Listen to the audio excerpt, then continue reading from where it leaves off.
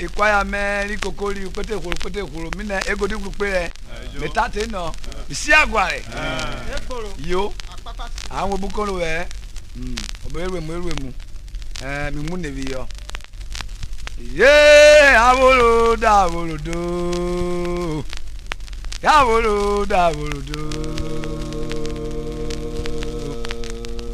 avolo da yavolo da do solo guru ne me da po ma do avolo da wa mi gedere ka me o abubo ma do na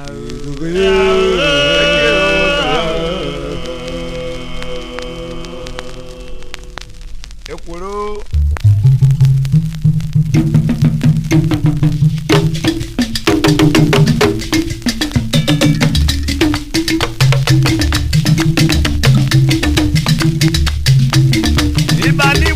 Okolo bo ti pe yori maju to lo yori o ese o ta sa o je me wa ri ni me gba iba ni okolo o ti pe yori maju to lo yori ga o ese ya go go ni ni me wo lo kura me wo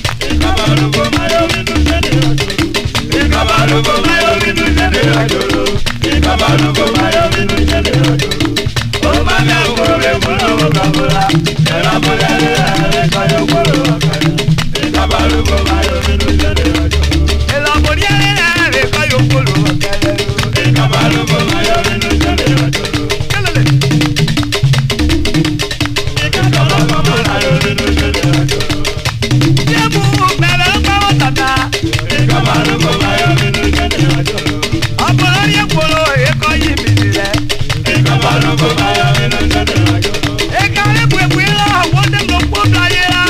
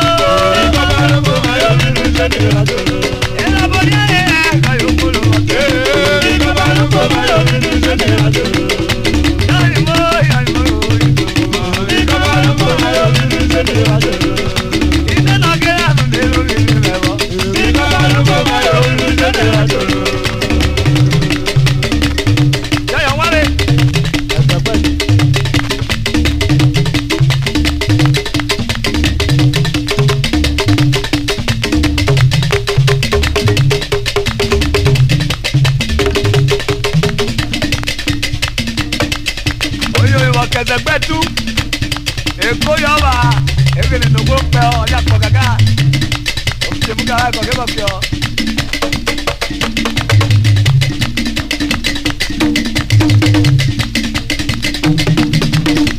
Kelele.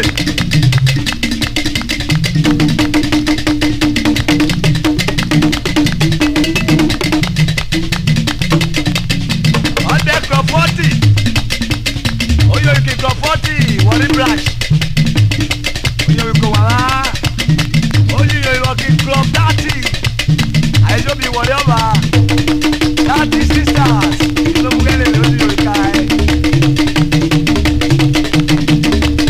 oyl oyo ike wàrà wọlé àìsèbà ike ní olùkọ́ oyo ike ẹgbẹ́ social club ike ní olùkọ́.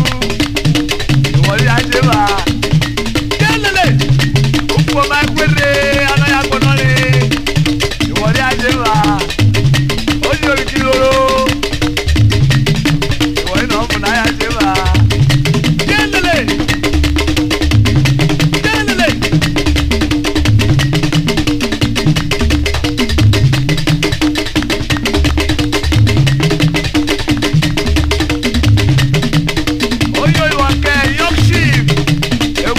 Àpọ̀dídò psychedelic ship ní orúkọ wẹ̀ púpọ̀ ìyàwó Antonio Ọ̀bọ̀lọ̀ Òrèwérí èrè náà rọ̀ pọ̀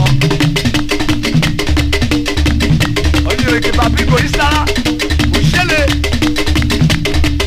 wẹ̀míjọ́nù máa ń nílé ìpara kẹ̀kẹ́ kẹ́mújẹ́ àkàlà máa ṣe pa ẹsẹ̀ sẹ́ni sọ́wọ́ ìjọ́ni tó jẹ òkú òwòrán àpàrọ̀ púpà.